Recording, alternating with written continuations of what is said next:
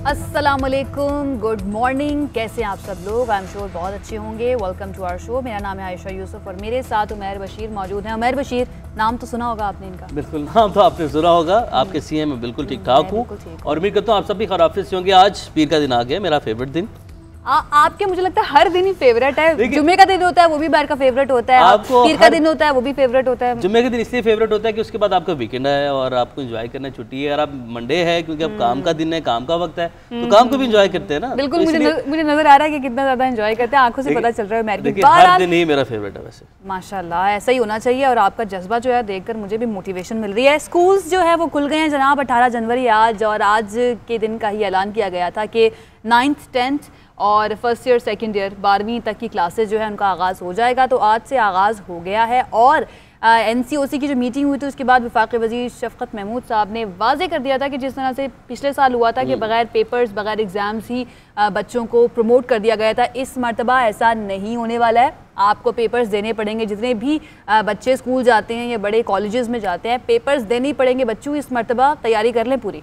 तैयारी पता नहीं उन्होंने की है या नहीं की, अलबत्ता दुआएं बच्चों ने बहुत मांगी हैं और मैंने खुद विटनेस किया है। दुआएं जो है मुझे लगता है कि स्कूल बंद होने की मांगी होंगी, कॉलेज बंद होने की मांगी होंगी कि पेपर्स ना देने पड़े। एग्जैक्टली वही बता रहा हूँ कि बच्चों ने ये दुआएं, मैंने खुद देखा है। मेरी अपनी फैमिली में कुछ ऐसे बच्चे थे जो कि कह रहे थे कि हो सकता है इस मरतबा शायद पेपर ना देने पड़े। मैंने पेरेंट्स को देखा है दुआएं मांगते हुए कि अल्लाह करे स्कूल खुल जाए। इसमें कोई बड़ा ज़रूरी है। तो बहरहाल ये पहला मेन टॉपिक है। बिल्कुल ऐसी है। इससे पहले कि हम अपने टॉपिक्स की जानिब बढ़े, एक अहम खबर अपने नाज़रीन के साथ शेयर कर देते हैं। ब्रेकिंग न्यूज़ है कि वज़ीर-ए-आज़म ने ट्वीट किया है कि मैंने 2019 में अक़वाम मुत्तहिदा में तकरीर के दौरान भारतीय सफ़ाकी को अयां किया। मैंने बताया कि कैसे फाशिस्ट मोदी हुकूमत ने बालाकोट वाक़े को इंतखाबी नताइज के हसूल के लिए इस्तेमाल किया था। उमैर, हफ्ते के रोज़ गालिबन ये ख़बर जो है जो भारत है वहाँ से आई थी कि अर्नब गोस्वामी, रिपब्लिक टीवी के अर्नब गोस्वामी, उनकी व्हाट्सएप चैट जो है वो सामने आई, बेनकाब हुई और उसमें ये पता चला कि कैसे प्लान किया गया था बालाकोट हमले को, और उनको ऑलरेडी ये पता था कि कश्मीर में आगे जाके क्या होने वाला है। और साथ ही साथ ये भी कहा गया था कि अगर इस तरह की कोई कार्रवाई होती है पाकिस्तान के अगेंस्ट तो डेफिनेटली बीजेपी गवर्नमेंट जो है वो इलेक्शन जीत जाएगी। और ऐसा जो सच है वो कभी भी छुपता नहीं है। शायद मोदी सरकार ये हमेशा भूल जाती है और वो हक़ाइक़ को छुपाने की कोशिश करती है, और नादान जो दोस्त हैं, जो नादान की दोस्ती है वो ज़्यादा नुकसानदेह होती है। वही नुकसान अब उन्हें भी पहुंचा है और मज़ीद पहुंचेगा नुकसान उन्हें जब मज़ीद जो सच है वो सामने आएंगे। बिल्कुल ऐसे ही है। और अब अपने टॉपिक्स की जानिब आ जाते हैं। आज हम बात करने लगे हैं जी कराची की मरदमशुमारी से मुताल्लिक, और MQM इस मामले को बहुत ज़्यादा उठाती है और बार बार बात करती है कि मरदमशुमारी में जो कराची के लोग हैं उनको कम गिना गया है, जिसकी वजह से वसाइल जो हैं वो कराची को कम मिलेंगे। इस पर PSP ये कहती है कि MQM मुनाफिकत कर रही है। कल उन्होंने एक रैली भी निकाली थी इस सिलसिले में, उस पर हमें डिटेल से बात करनी है। PDM जो है इलेक्शन कमीशन के बाहर एहतजाज करने जा रही है PTI की फ़ौरन फंडिंग का मामला जो है, और PDM ये कहती है कि हम अब कोई फ़ैसला लेकर ही वहाँ से वापस जाएंगे। इस पर हम डिटेल से बात करेंगे।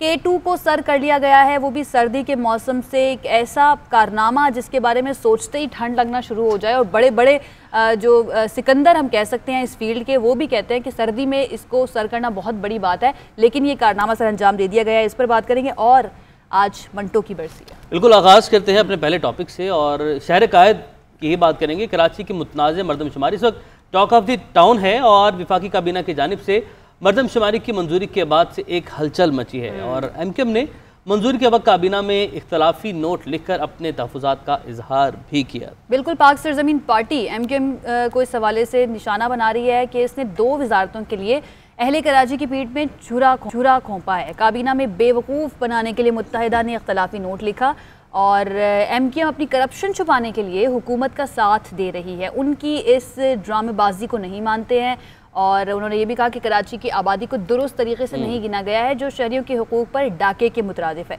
PSP ने गुज़श्ता रोज़ मरदमशुमारी के खिलाफ एक रैली भी निकाली, जिसमें मुतालबा किया गया कि मरदमशुमारी दोबारा से करवाई जाए।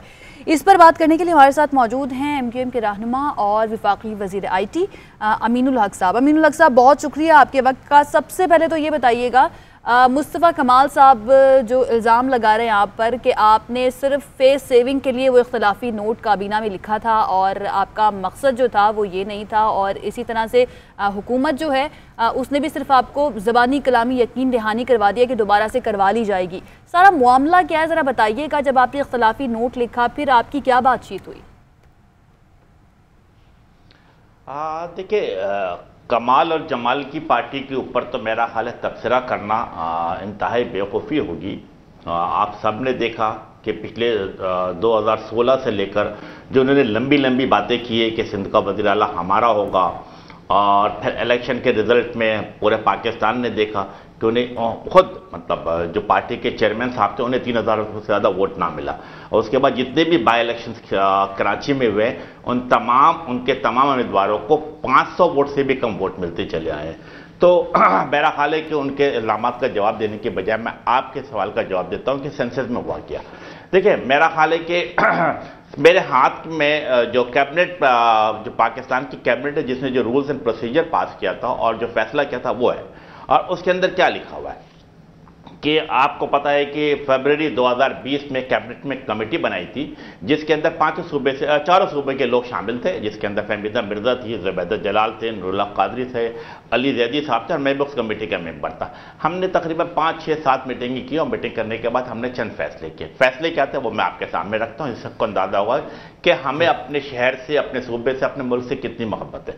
उन्होंने सबसे पहले ये फैसला हुआ कि पाकिस्तान के वसी तर मफाद में फॉर ए टाइम बिंग इस फैसले को, सेंसस के फैसले को फाइनल के तौर पर तस्लीम किया जाता है। तमाम इसमें तमाम अराकिन ने अपने रिजर्वेशन का इजहार किया, लिखा हुआ although their reservation on the set census, बिल्कुल ये लफ्ज मौजूद है। इसी तरीके दूसरी बात क्या डिसाइड हुई? दूसरी बात डिसाइड हुई कि चूंकि 1999 में आखिरी सेंसस हुआ था, उसके बाद 2017 में तकरीबन 18 साल के गैप था, तो ये फैसला हुआ कि हर सूरत में अगला सेंसस जो है जल्द से जल्द कराया जाएगा। और एमकेएम का क्या मुतालबा है? एमकेएम का मुतालबा है कि 2023 के इलेक्शन से पहले सेंसस का इनेकाद किया जाए। और साथ साथ ये भी फैसला, तीसरे और चौथे लाइन में ये फैसला किया गया कि इन तमाम सेंसस को कराने के लिए माजी में जो कोताहियां हुई हैं उन चीज़ को मद्देनजर रखते हुए मॉडर्न टेक्नोलॉजी का इस्तेमाल किया जाएगा। और मॉडर्न टेक्नोलॉजी का इस्तेमाल करते हुए इस बात का फैसला किया है कि मिनिस्ट्री ऑफ आईटी, यानी मिनिस्टर ऑफ आईटी की क़यादत में एक कमेटी बनाई जाएगी जिसमें तमाम स्टेक होल्डर, जिसमें election commission of Pakistan, NADRA और पाकिस्तान ब्यूरो ऑफ स्टैटिस्टिक्स के नुमाइंदे भी शामिल होंगे और तमाम चीज़ा लोग शामिल होंगे, ताकि इस तरह के मादे की कोताहियां ना हो सके। और आप सबने देखा कि आज से 2 दिन पहले गवर्नर सिंध साहब और असद उमर साहब एमकेएम के मरकज तशरीफ लाए और इन तमाम चीज़ों को इंडोर्स किया। और न सिर्फ ये बल्कि एक कदम आगे बढ़ते हुए फैसला किया गया कि इस बजट में सेंसस के हवाले से पैसे भी मख्तस किए जाएंगे ताकि काम को आगे बढ़ाया जा सके। तो यस, हम शहर कराची के अवाम की हकूक़ के लिए अपनी जदोजहद कर रहे हैं। जहाँ तक आपने कहा उस कमाल जमाल की पार्टी का, वो मैंने आपके सामने रखा। इसी तरह एक मजहबी पार्टी भी बड़े ज़ोर शोर के साथ जैसे कहते हैं कराची की सड़कों पर अभी फॉर ए टाइम बिंग नज़र आ रही है। लेकिन क्या 70 की दहाई में जब सेंसस हुए उस वक्त भी कराची को कम गिना गया?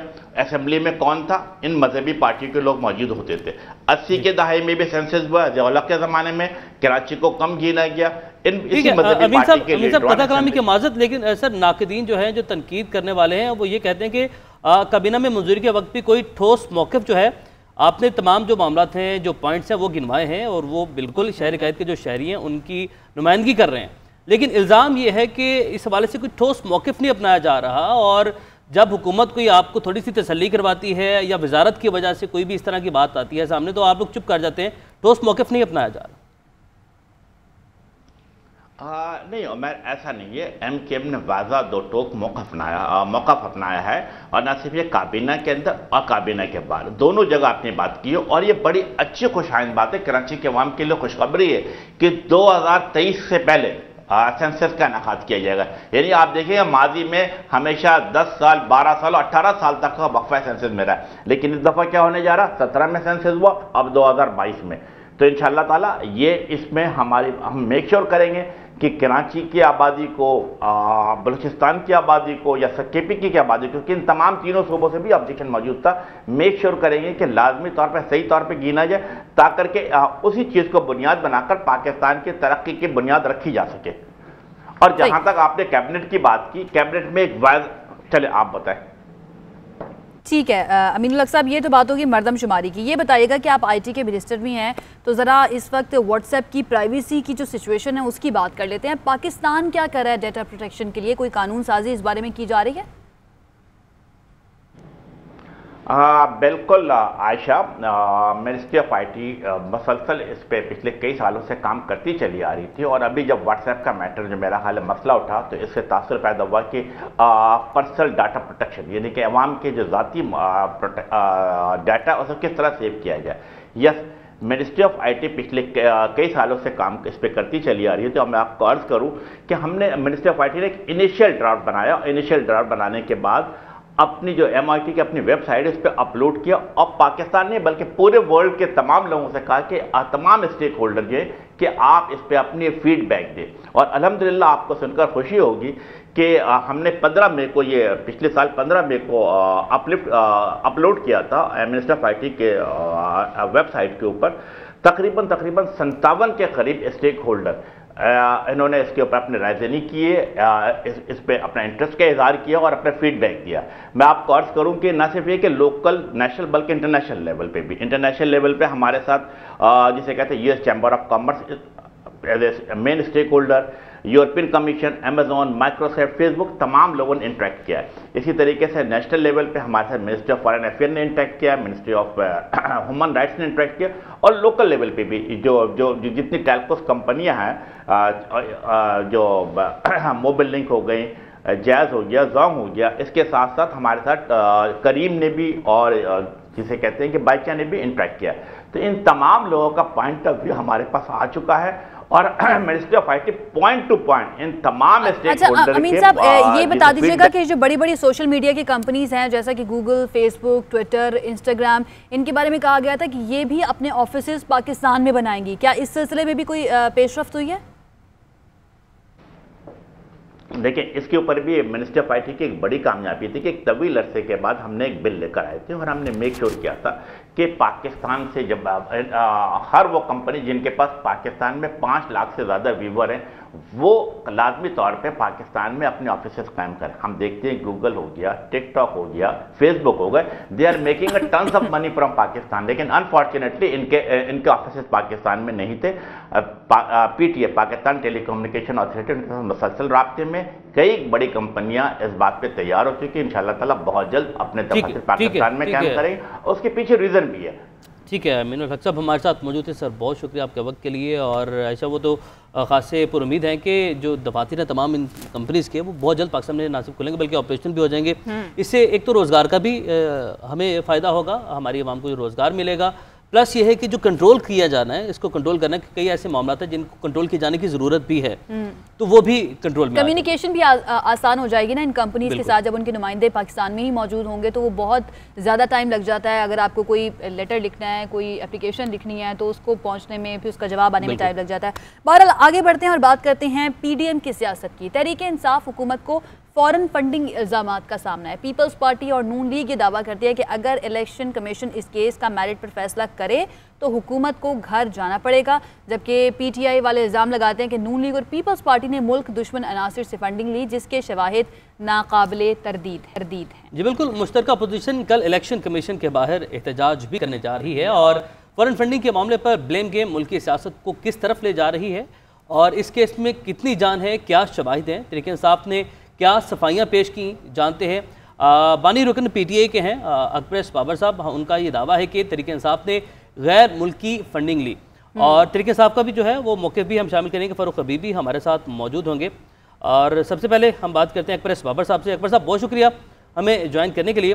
सर, PTI ने फॉरेन फंडिंग केस में जो जवाब जमा करवाया है उसको इतराफ़ जुर्म से ताबीर किया जा रहा है, मगर PTI ने वजाहत की है कि अगर एजेंट्स ने ममनुआ ज़राए से फंडिंग हासिल की है तो इसका जिम्मेदार पूरी जमात को कैसे ठहराया जा सकता है? पहले तो मैं ये वजाहत कर लूँ, जो PTI ने अभी ये ताज़ा तरीन जो दस्तावेज़ जमा कराई है, जिसमें उन्होंने ये मौक़िफ़ इख्तियार किया है कि अगर कोई गैर कानूनी फ़ंडिंग, ये सिर्फ अमेरिका के हवाले से बात हो रही है, अमेरिका से कोई गैर कानूनी फ़ंडिंग हुई है तो वो एजेंट्स ज़िम्मेदार हैं, पूरी पार्टी कैसे ज़िम्मेदार हो सकती है। तो सबसे पहले मैं ये वजाहत कर लूँ कि ये 2 एजेंट्स नहीं हैं, ये 2 कंपनियाँ हैं।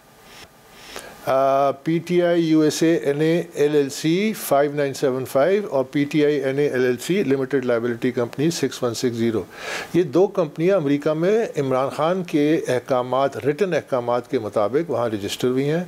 उसका बाकायदा एक डायरेक्टर्स हैं, बोर्ड ऑफ डायरेक्टर्स हैं, उसकी कंपनी के पूरे कावानीन हैं, उसके अकाउंट हैं, और उन कंपनियों का मरकज़ी दफ्तर जो है जो वहाँ पे अमेरिका में रजिस्टर्ड है वो PTI का सेंट्रल ऑफिस इस्लामाबाद में है। तो ये एजेंट नहीं है, दो अशखास नहीं है, ये दो कंपनियां हैं जिसका तमाम रिकॉर्ड PTI के सेंट्रल ऑफिस इस्लामाबाद में मौजूद है। वो जो तमाम पैसा इन्होंने वहाँ से कलेक्ट किया, जो गैर कानूनी तौर पे कलेक्ट किया, वो तमाम पैसा PTI के अकाउंट्स में यहाँ इस्लामाबाद में मौजूद है, उसकी निशानदेही हो चुकी है। तो ये कहना कि ये दो एजेंट्स हैं और इसकी अगर इन्होंने कोई गैर कानूनी फंडिंग की है, सबसे पहले तो ये भी है कि पहली दफ़ा इतराफ़ करें कि गैर कानूनी फ़ंडिंग मुमकिन है। पहले तो ये कहते थे कि PTI की किसी किस्म की कोई गैर कानूनी फ़ंडिंग नहीं हुई। इन्हीं अमेरिका से जो फ़ंडिंग है जिसकी मैं पहले दिन से निशानदेही की है, वो कहते थे वहाँ से गैर कानूनी फ़ंडिंग हुई नहीं। अब चूँकि घेरा तंग हो रहा है तो ये ज़िम्मेदारी जो है, अपनी ज़िम्मेदारी वो उन पे कंपनियों पे डालने के लिए, इसलिए ये उन्होंने मौक़िफ़ इख्तियार किया। बाबर साहब, PTI ने तो अब जवाब जमा करवा दिया है, इसके बाद अब इस केस में मज़ीद क्या मराहिल हैं और स्क्रूटनी कमेटी की रिपोर्ट के बाद कब तक फैसला मुतवक्की है? कमेटी से कोई उम्मीद नहीं है, इस वास्ते कि हम अंडर प्रोटेस्ट इसमें हिस्सा ले रहे हैं। हमसे तमाम जो PTI ने माली जो कागजात और दस्तावेज़ात जमा कराए हैं, बशमूल वो 23 बैंक अकाउंट जिनमें से अक्सरियत खुफिया रखी गई, जो स्टेट बैंक की इंस्ट्रक्शंस में निकली, जिन अकाउंट्स को PTI की टॉप लीडरशिप ऑपरेट करती थी बशमूल इमरान खान के, तो हमें वो दस्तावेज़ देने से वो इनकारी हैं और ख़ुद लिखते हैं, यानी ये इलेक्शन कमीशन लिखता है कि हम अगर ये तमाम दस्तावेज़ात अकबर बाबर को इसलिए नहीं दे रहे कि हम पे PTI का दबाव है। तो एक तहकीकाती अमल, जिस इदारे की तहकीकात हो रही है, अगर वो उस तहकीकाती अमल को मुतासर कर रहे हैं तो तहकीकात कैसे होगी, शफाफ कैसे होगी, क्रेडिबल कैसे होगी। तो इसीलिए हम अंडर प्रोटेस्ट हैं और हम समझते हैं कि ये कमेटी जो है ये वो अभी तहकीकात के अमल में शफाफ तरीके से गई नहीं। इसके लिए ऑडिटर्स की ज़रूरत है, ऑडिटर्स को वहाँ बिठाएं ऑब्जर्वर्स के तौर पे। और सबसे बड़ी बात, इसको खुफिया क्यों रखा जा रहा है? इलेक्शन कमीशन का अपना ऑर्डर है कि तमाम दस्तावेज़ात पब्लिक रिकॉर्ड है। हाई कोर्ट ने PTI की सीक्रेसी यानी खुफिया रखने की दरख्वास्त मुस्तरद हो चुकी है। तो ये कमेटी की जो कार्रवाई है इसको अवाम के सामने होना चाहिए, वहाँ मीडिया होना चाहिए, वहाँ ऑब्जर्वर्स होने चाहिए, उनको पता चले कि हकीकत क्या है। तो फ़िलहाल तो मुझे इतनी ज़्यादा तवक्कुआत नहीं है। बहरहाल हम इस अमल का अंडर प्रोटेस्ट हिस्सा हैं और हम तवक्को करते हैं कि कम अज़ कम अब अगर करना चाहें तो चंद हफ्तों में ये तहकीकात मुकम्मल करके इलेक्शन कमीशन के सामने रिपोर्ट जमा करा सकते हैं। तो अकबर साहब, आप कह रहे हैं आपको तवक्कुआत नहीं है, लेकिन इसके बावजूद इलेक्शन कमीशन का जो भी फैसला होगा क्या आप उसे कबूल करेंगे? PTI ने बैनुल-अक़वामी 6 अकाउंट्स की तस्दीक की है, 50 इनके चैप्टर्स हैं, उनमें से एक बैंक स्टेटमेंट अभी तक जमा नहीं कराई। ये भी जो 23 निकले ये स्टेट बैंक के ज़रिए निकले हैं। तो हम जब तक तमाम वो डॉक्यूमेंट्स आ जाएं, हमें मिल जाएं, हम उसमें अपनी राय दें, तभी ये मामला शफाफ होगा। बाहर कैफ हमें इलेक्शन कमीशन से इंसाफ की तवक्को है। हमने इलेक्शन कमीशन में ये बारहा ये कहा और दरख्वास्त भी दी हुई है कि ये कमेटी से तमाम रिकॉर्ड आप इलेक्शन कमीशन के पास जाए, रोज़ाना की बुनियाद पे हेयरिंग हो, वहाँ पे मीडिया और कौम देखे, हम तमाम अपने जो तहफ़्फ़ुज़ात है वो बयान करें, उसके बाद जो फ़ैसला है। और अगर वो फ़ैसला हमारी तवक्कुआत पे नहीं हुआ तो जाहिर है हमने हाई कोर्ट और सुप्रीम कोर्ट का रास्ता हमारे पास है, फिर हम वो रास्ता इख्तियार करेंगे। बहुत शुक्रिया अकबर एस बाबर साहब हमारे साथ मौजूद थे। इस पर पाकिस्तान तहरीक इंसाफ का क्या मौक़िफ़ है वो भी जान लेते हैं। फ़ारूक हबीब साहब ने हमें ज्वाइन किया। फ़ारूक साहब, बहुत शुक्रिया आपके वक्त का। पीपल्स पार्टी और नून लीग ये दावा करिए कि तहरीक इंसाफ ने इलेक्शन कमीशन में फ़ौरन फंडिंग तस्लीम कर रही है। ये तासुर कहाँ से उभरा है और अब तक इलेक्शन कमीशन के सामने जो तहरीक इंसाफ ने पेश किया है उसमें क्या सफाई पेश की गई है? ये है कि इलेक्शन कमीशन के सामने पाकिस्तान तहरीक इंसाफ ने अपने तमाम तर अकाउंट्स जमा करवा दिए हैं, 40,000 डोनर्स का रिकॉर्ड दिया है। और मैं समझता हूँ ये पहली पॉलिटिकल पार्टी है जो कि किक बैक्स नहीं लेती, ठेकेदारों से कमीशंस नहीं लेती, बड़े बड़े जो इंटरेस्ट ग्रुप्स हैं उनसे पैसे लेकर अपनी पार्टी की इलेक्शन मुहिम नहीं चलाती, बल्कि हमारे ओवरसीज़ पाकिस्तानी भी हैं और पाकिस्तान के अंदर लोग भी मौजूद हैं जो ओवरसीज़ पाकिस्तानी इस मुल्क को 22 अरब डॉलर की सालाना रेमिटेंसेस भेजते हैं। और वो पैसा जो है वो इनकी तरह हुंडी हवाला टीटीओं से नहीं आया हुआ, बैंकिंग चैनल से आया है और वो ओपन फैक्ट है, ऑडिट शुदा अकाउंट्स हैं जो हमने जमा करवाए हैं। हम तो ये इनको ये कहते हैं कि ये पीपल्स पार्टी और नून लीग भी जो है वो अपने अकाउंट्स का हिसाब दे। ये उस पर क्यों हिसाब नहीं दे रहे, ये उस पर क्यों खामोश बैठे हैं, इनकी भी स्क्रूटनी हो रही है। फारूक हबीब साहब, तरीके साहब की हुकूमत पर ये इल्ज़ाम है कि वो इलेक्शन कमीशन में फॉरेन फंडिंग केस का फैसला नहीं होने दी जा रही, तो 80 के करीब समातें हो चुकी हैं। वो क्या मुहर्रिकात हैं कि इलेक्शन कमीशन फैसला करने में हिचकिचाहट का शिकार है? बात यह है कि इलेक्शन कमीशन एक आईनी अदारा है, हम किस तरह उसके फैसले को होने या ना होने पे जो है वो रोक सकते हैं। इलेक्शन कमीशन की स्क्रूटनी कमेटी बनाई हुई है, स्क्रूटनी कमेटी का ये काम है, स्क्रूटनी कमेटी को उसका काम करने देना चाहिए। इस किस्म की बातें करके एक आज़ाद इदारे को जो है वो दबाव में नहीं लाना चाहिए। ठीक है, फारूक हबीब साहब हमारे साथ मौजूद थे। पाकिस्तान तहरीक इंसाफ का मौक़िफ़ भी आ गया है। वो ये कह रहे हैं कि जो सारा पैसा आया वो थ्रू बैंकिंग चैनल आया है और ये सबके सामने है, कोई ढका छुपा नहीं है, और इल्ज़ाम उन्होंने डेफिनेटली दूसरी पार्टी बिल्कुल। और ये मामला अपनी जगह और इलेक्शन कमीशन के सामने एहतजाज भी होने जा रहा है। अब उसमें भी देखते हैं कि उसमें क्या सामने आता है और इलेक्शन कमीशन क्या करता है। डेफिनेटली इलेक्शन कमीशन के कोर्ट में बॉल चली जाएगी। आने वाले जो दिन है वो बड़े, अगर हम पॉलिटिकली बात करें और इलेक्शन कमीशन की बात करें तो जो हमारा सारा महवर होगा, तमाम जो फोकस होगा वो इलेक्शन कमीशन ही होगा। बिल्कुल ऐसे है। अब हमें एक ब्रेक लेनी है, ब्रेक के बाद जब वापस आएंगे तो K2 किसने सर किया, सर्दी के मौसम में कैसे कर लिया, इस पर बात करेंगे एक ब्रेक के बाद। Welcome back. और इस हिस्से में बात करेंगी नामुमकिन को जो मुमकिन कर दिखाया है। कोह-ए-माई का इसे सबसे दुश्वार समझा जाता है और इसका जो सबसे दुश्वार चैलेंज है अब वो भी पहली मर्तबा पूरा कर लिया गया है। 10 नेपाली कोह-ए-माओं ने दुनिया के दूसरे बुलंद तरीन पहाड़ K2 को मौसम सरमा में सर करके तारीख रकम कर दी। और मौसम सरमा तो बहुत दूर की बात है उमैर, इसको मौसम गर्मा या दीगर मौसमों में भी सर करना बहुत बड़ी बात समझा जाता है। और जब बात की जाती है मौसम सरमा में इसको सर करने की तो जो बड़े बड़े कोह-पैमा है वो भी इसको खुदकुशी के मुतरादिफ करार देते हैं। 8611 मीटर बुलंदी पर वाक़े K2 पर सर्दियों में दर्जा हरारत -50 से भी ज़्यादा होता है और इंतहाई तेज़ सर्द हवाएँ 200 किलोमीटर फ़ी घंटा की रफ्तार से चलती हैं। ऐसे में इसे सर करना किसी मार्के से कम नहीं होता। उमर मुझे तो पढ़ के सर्दी और ठंड से मैं आप ही की तरफ इसलिए देख रहा हूँ कि आप तो लाहौर की ठंड में आती हैं घर से ऑफिस। 4-5 डिग्री होता है तो हम ये देखते हैं कि ठंड से बहुत ही बुरा हाल हो जाता है। आज सुबह भी हम ये देख रहे थे कि कितनी ज़्यादा ठंड थी और सुबह 6:30 बजे भी सूरज नहीं निकला था, वरना नॉर्मली उस टाइम तक निकल आता है सूरज। और जो धुंध है वो भी उसने भी अन्नी पाई हुई है। तो अन्नी पाई भी तो सोचे -50 में कितनी अन्नी डली होगी। भाई उन लोगों को सलाम है, मैं सलाम पेश करती हूँ कि वो उनका जो जज्बा है वो कितना। अच्छा, ये लोग आई थिंक मौत से नहीं डरते क्योंकि देखा कि K2 को सर करने में कितनी अमवात हो चुकी थी और टिल डेट इसको सर किए जाने के बाद भी अमवात हो रही हैं। और पाकिस्तान जो है इस हवाले से बड़ा खुशकिस्मत है कि पाकिस्तान में जो हमारे पहाड़ी सिलसिले हैं वो दुनिया भर में मकबूल है। नागा पर्वत के बारे में भी आपने सुना होगा,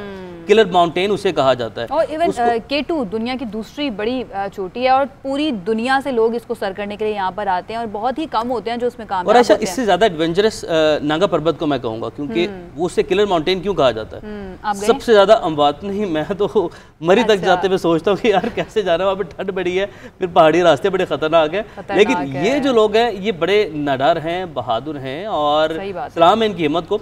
सबसे ज़्यादा अमवात नागा पर्वत पे हुई हैं और उसको सर करना, उसका मौसम कहते हैं बिल्कुल अनप्रेडिक्टेबल है और एक लम्हे में कैसा है अगले पल में उसका। अच्छा, ये जिन्होंने K2 को सर किया वो नेपाल से आए हैं और नेपाल आपको पता है मोस्टली जो है पहाड़ी सिलसिले ही हैं वहाँ पर, तो उनको डेफिनेटली आदत होती है, उसी माहौल में वो रहते हैं। हमें आज ज्वाइन किया है पाकिस्तानी कोह-पैमा नज़ीर साबिर साहब ने, उनसे बात करते हैं और ज़रा जानते हैं कि ये कितनी बड़ी बात है सर्दी में K2 को सर करना। नज़ीर साहब बहुत शुक्रिया आपके वक्त का। सबसे पहले तो ये बताइएगा कि जब आपने ये सुना कि K2 को सर कर लिया गया है सर्दी के मौसम में, तो आपका क्या रिएक्शन था और ये कितनी बड़ी बात है?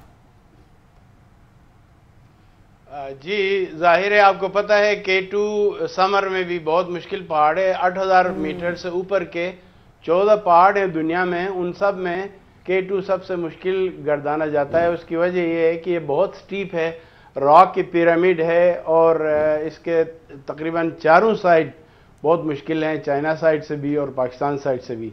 तो सबसे पहले K2 विंटर में अटेम्प्ट हुआ 1987 में, पोलिश, कैनेडियन और ब्रिटिश टीम ने अटेम्प्ट किया था। 7000 मीटर से वापस हो गए थे, बहुत मौसम ख़राब था। उसके बाद कई दफ़ा अटेम्प्ट्स हुए हैं, चाइना साइड से भी विंटर में अटेम्प्ट हुआ और पाकिस्तान साइड से भी तकरीबन आधा दर्जन अटेम्प्ट्स हुए हैं, लेकिन ये पहली कामयाबी है। इसमें दो चीज़ें जहन में रखने की ज़रूरत है जो आम लोगों के लिए।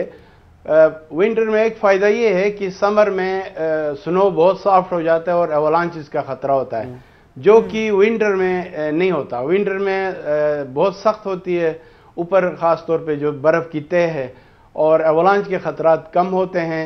अलबत्ता ज़ाहिर है टेम्परेचर बहुत ज़्यादा तकरीबन 20 से 25 सेल्सियस नीचे होता है समर के मुकाबले में, लेकिन वक्त के साथ डेवलप हुआ है इक्विपमेंट और बहुत सारी चीज़ें हैं, उनको अगर देखा जाए। ठीक है नज़ीर साहब, नेपाली कोहपेमा थे और नेपाल में माउंट एवरेस्ट है जो कि दुनिया की सबसे बुलंद तरीन चोटी है, तो क्या K2 माउंट एवरेस्ट से ये कहा जाता है कि ज़्यादा मुश्किल है इसको सर करना, माउंट एवरेस्ट बनिस्बत K2 के आसान है उसे सर करना? जी, माउंट एवरेस्ट आम लोग यही सवाल पूछते हैं। लकीली मैंने दोनों क्लाइंब किए हुए हैं, तो एवरेस्ट और K2 को कंपेयर इस तरह किया जाए कि एवरेस्ट पे ख़तरात ज़्यादा हैं, अवलांच का ख़तरा ज़्यादा है K2 के मुकाबले में। ज़िंदगी के लिए एवरेस्ट पे ज़्यादा ख़तरात हैं K2 के मुकाबले में, लेकिन K2 टेक्निकली बहुत डिफ़िकल्ट है क्योंकि ये स्टीप है और रॉकी है। इतना स्टीप है कि बर्फ़ कुछ फेसेस पे रुकती ही नहीं है। तो एवरेस्ट जो है it's a big mountain, huge, और इसके कई स्लोप्स इतने स्टीप नहीं हैं, ख़ास तौर पर नॉर्मल रूट। वहाँ से आपको पता है हंड्रेड्स ऑफ पीपल, ओवर 6500 लोगों ने एवरेस्ट क्लाइंब किया है और सिर्फ 337 लोगों ने K2 क्लाइंब किया अभी तक। तो उससे आपको अंदाज़ा हो जाता है। बहरहाल टेक्निकली K2 हार्डेस्ट माउंटेन है 14-8,000 मीटर पीक्स में से। तो नज़ीर साहब, क्या इसके लिए पहले कोई ट्रेनिंग की जाती है? आप कह रहे हैं कि टेक्निकली बहुत ज़्यादा मुश्किल है K2 को सर करना, तो पहले कोई ट्रेनिंग होती है? लोगों को ट्रेनिंग लेनी पड़ती है जाने से पहले? जी, जाहिर है 8,000 मीटर पीक पे एकदम आप उठ के नहीं जाते, बहुत सालों का तजुर्बा चाहिए होता है। कई बेसिक ट्रेनिंग के बाद फिर आप फिज़िकल फिटनेस होती है और ज़ाहिर है मेंटल फिटनेस, और साथ साथ कई पहाड़ 6,000-7,000 मीटर पीक्स के और 8,000 मीटर पीक के भी एक आध क्लाइंब करने के बाद फिर आप एवरेस्ट का और K2 का सोचते हैं। ठीक है, और नज़ीर साहब किस किस्म के हालात दरकार होते हैं? आपने कहा कि वक्त के साथ टेक्नोलॉजी और हालात हैं वो भी अब तब्दील हुए हैं, किस किस्म के हालात होते हैं वो रिक्वायर्ड होते हैं, बजट कितना होता है? सबसे अहम तरीन जो चीज़ है वो बूट्स हैं। सबसे ज़्यादा जो तंग करती है आपकी फीट, अगर पाँव ठंडे हो जाएं, पड़ गए तो फिर आप गए। इसलिए बूट, हम जब मैंने क्लाइंब किया 81 में K2, हमने एक नए रूट से क्लाइंब किया था, तो वेस्ट फेस से हमने किया था, तब हमने लेदर बूट्स पहने थे। अभी प्लास्टिक बूट्स आए हैं लेट 80s में, उसके बाद अभी फिर उनका वज़न कम होता जा रहा है, लेकिन उनकी वार्मथ जो क्वालिटी है ज़्यादा गर्म है, और क्लोथिंग है, सारा स्लीपिंग बैग है, और बाकी टूल्स जो आईसेक्स वगैरह इस तरह की जो चीज़ें हैं वो बहुत लाइट अभी बनाई गई हैं। तो इसलिए बहुत फ़र्क है आज से 40 साल पहले और आज के मुकाबले में। दूसरी एक बात मैं अर्ज़ कर रहा था कि ये जो जिन्होंने क्लाइंब किया है, आपको ये समझना चाहिए कि इन्होंने कई पहाड़ विंटर में क्लाइंब किए हुए हैं। एवरेस्ट मेरे ख्याल में हर किसी ने कम से कम 5 दफ़ा क्लाइंब किया हुआ है, क्योंकि दे climb for their bread and butter. ये जो हाई एल्टीट्यूड पे लोग पैदा हुए हैं, ख़ास तौर पे शेरपा, ये ख़ास पूरी दुनिया में ख़ास कम्युनिटी है जो तकरीबन 3,500 या 4,000 मीटर से ऊपर पैदा हुए हैं। तो उनका जो बॉडी स्ट्रक्चर है, एडेप्टेशन टू अल्टीट्यूड, ये दुनिया की किसी भी कौम से कहीं ज़्यादा बेहतर है। इसलिए इनको एक एडवांटेज है। और इनमें जितने लोग हैं, इनमें से कई लोग थे जिन्होंने K2 समर में क्लाइंब किया है उसी रूट से, हर स्टेप का इनको पता है। तो ये लोगों को समझ नहीं आ रहा है। ये थोड़ा सा ये है कि यानी ऑलरेडी ये ट्रेन थे और ऑलरेडी एक्सपीरियंस थे ये लोग जिन्होंने अभी K2 को सर किया है सर्दी के मौसम में, तो डेफिनेटली उनके लिए ज़रा आसान था। नज़ीर साबिर साहब हमारे साथ मौजूद है, बहुत शुक्रिया आपका। और ये पाकिस्तान के लिए बहुत बड़ी बात है कि K2 में है और पाकिस्तान में इसको सर किया गया है। नेपाल के कोहपेमा जो थे, और डेफिनेटली जब इस तरह की खबरें पूरी दुनिया के मीडिया में लगती हैं तो पाकिस्तान जो है उसको भी मेंशन किया जाता है। जो टूरिज्म है स्पेशली कि टूरिज्म जो है उसके लिए बहुत अच्छी खबर होती है। अब एक ब्रेक ले लेते हैं, ब्रेक के बाद जब वापस आएंगे तो कुछ दीगर आम टॉपिक्स हैं उन पर बात करेंगे। हमारे साथ रहिए। Welcome back. और अब कुछ बात हो जाए महकमा तालीम के अहकामात की रोशनी में। आज 2 माह बाद तालीमी इदारे खुल गए हैं और पेशावर में तलबा स्कूल आने पर काफ़ी खुश दिखाई दे रहे हैं। मेरा सवाल है कि ये कौन से बच्चे हैं? मेरा भी यही सवाल था भाई, ये कौन से बच्चे हैं जो बहुत ज़्यादा खुश हैं? हमारे टाइम पे जब मुझे सुबह उठ के स्कूल जाना होता था, मैंने इतनी मारे खाई हैं ना। लेकिन इतनी छुट्टियां भी नहीं हुई थी आयशा आपके टाइम? छुट्टियां भी नहीं हुई थी, लेकिन तो उसके बाद जाने में मुझे लगता है कि ना मुझे तो बहुत मौत पड़ती है इतनी छुट्टियों के बाद जाने। आप रह रहे थे, जुनैद से पूछते हैं ये कौन से बच्चे थे? वो पेशावर के क्लासरूम के स्कूल में क्लासरूम के अंदर मौजूद हैं। जी जुनैद। जी शुक्रिया। बिल्कुल, पेशावर में भी तालीमी सरगर्मियों का मुकम्मल आगाज़ हो चुका है। पहले मरहले में जो मैट्रिक और इंटर की क्लासेस जो है वो खोली गई हैं, उनकी तालीमी जो है वो जारी है। मैं इस वक्त मौजूद हूँ एक क्लासरूम में जहाँ पर SOPs जो है उस पर सख्ती से अमल किया जा रहा है। यहाँ पर तालीम जो है वो जारी होने पर जो तलबा हैं वो काफ़ी खुश हैं। एक तलबा भी हमारे साथ मौजूद हैं, उनसे भी पूछ लेते हैं कि वो इस हवाले से क्या कहेंगे। बिस्मिल्लाहिर्रहमानिर्रहीम। जितना छुट्टी गुजर गई है हमारे जो कोरोना की वजह से हमने बहुत काम ज़ाया किए, इसमें हमारे बहुत से काम छुट्टियाँ ज़ाया हो गई है और अब स्कूल खोले, हम बहुत खुश हैं इस वजह से। बहुत पुरजोश है कि इंशाल्लाह हम आने वाले पेपर्स में अच्छे नंबर लेंगे और अपनी अच्छी कारकर्दगी दिखाएंगे। जी, जैसे कि इन तलबा का आपने सुना कि तलबा का ये कहना है कि तालीम काफ़ी मुतासिर हुई, तकरीबन आधा साल उनका ज़ाया हुआ। अब ये कोशिश की जा रही है कि वो अब तालीम दोबारा जारी रखें और बोर्ड के जो इम्तहानात आने वाले हैं उसमें अच्छी कारकर्दगी बताएं, वो 6 नंबर लें और जो अपनी तालीम है वो जारी रख सकें। जी ठीक है, जुनैद हमारे साथ मौजूद है, लेकिन उमैर अपने ईमान से बताएं, क्या आपको बच्चे खुश नजर आ रहे थे जो पीछे बैठे हुए थे? मैं यही सोच रहा था कि ये बच्चे मतलब थोड़ी सी तो चेहरे पे मुस्कुराहट, अलबत्ता मास्क था, लेकिन फिर पता चल जाता है कि आप खुश हैं या नहीं, लेकिन बच्चे बाकी उन्हें ठंड लगी। जुनैद ने नजाती की है ये कि बच्चे खुश हैं। बहरहाल आगे बढ़ते हैं और आज सादत हसन मंटो की बरसी है। सादत हसन अपने मुँह जोर कलम की वजह से जीते जी मार दिए गए, लेकिन अपने फिक्र के बाइस मंटो आज भी जिंदा है। बिल्कुल, मंटो ने माशरती बुराइयों को अपने फ़न का मौजू बनाया और उनका हर अफसाना एक आईना है। मंटो ने तकसीम हिंद पर लिखा, इखलाक की पस्ती पर लिखा और औरत के एहसास पर भी लिखा और बेलाग लिखा। बिल्कुल, और उन टॉपिक्स पर उन्होंने लिखा जिसके बारे में उस वक्त लिखा जाना बहुत बड़ी बात समझा जाता था और इसकी वजह से काफ़ी ज़्यादा उनको कॉन्सिक्वेंसेस का सामना भी करना पड़ा। उन पर बड़े मुकदमे भी चलाए गए और वो वहाँ पर खड़े होकर अपने आप को डिफेंड ही करते रहे, लेकिन किसी ने उनकी बात नहीं मानी। बहरहाल मंटो जो है उनके बारे में कहा जाता है बहुत ही विविड इमेजिनेशन थी उनकी और वो जो लिखते थे वो ऐसा लगता था कि हमारे इर्द गिर्द कहानियाँ मौजूद हैं और वो भी यही कहते थे कि मैं इसलिए बुरा हूँ या इसलिए बुरा बनता हूँ कि जो मैं देखता हूँ वो मैं लिख देता हूँ और वो लोगों को पसंद नहीं आता। अगर आपको पसंद नहीं आता है तो अपने इर्द गिर्द जो बुराइयाँ हैं इनको बदलें। बिल्कुल, मंटो ने जो भी लिखा है आयशा वो अमर हो गया है, वो हमेशा के लिए है और उनकी पर्सनैलिटी ऐसी थी, वो थे ऐसे कि यही वजह है कि आज भी उनके ऊपर फिल्में बन रही हैं, मूवीज़ बनाई जा रही हैं। अगर हम पाकिस्तान की बात करें, पाकिस्तान में भी मंटो मूवी बनी और सरमद खुसरत ने मूवी बनाई, भारत में भी मंटो के नाम से मूवी बनाई और ना सिर्फ ये फिल्में बनी, ये फिल्में बनने के बाद इन्होंने कई अवार्ड्स अपने नाम किए और लोगों ने बड़ा पसंद किया गया। और उस वक्त जो इनके साथ इनके सारे दोस्त थे, इस्मत चुगताई, शाम जो एक्टर थे इनके साथ, उनके बारे में भी लोगों को पता चला इन फिल्म्स के ज़रिए कि मंटो जो थे उनकी गैदरिंग किस तरह से थी। इन्होंने फिल्म्स के लिए लिखा, ड्रामे लिखे, शॉर्ट स्टोरीज़ लिखी। डेफिनेटली बहुत बड़ा एक हिस्सा ये उर्दू अदब के लिए लिख कर गए हैं, देकर गए हैं। तो आज उनकी बरसी है, 42 बरस की उम्र में वो इंतकाल कर गए थे, तो डेफिनेटली उनको खराज तहसीन हम पेश करते हैं। इसके साथ ही वक्त ख़त्म हो गया हमारे शो का। कल एक मरतबा फिर से हाजिर होंगे कुछ नए टॉपिक्स के साथ। अपना बहुत ख्याल रखिए। अल्लाह हाफिज़।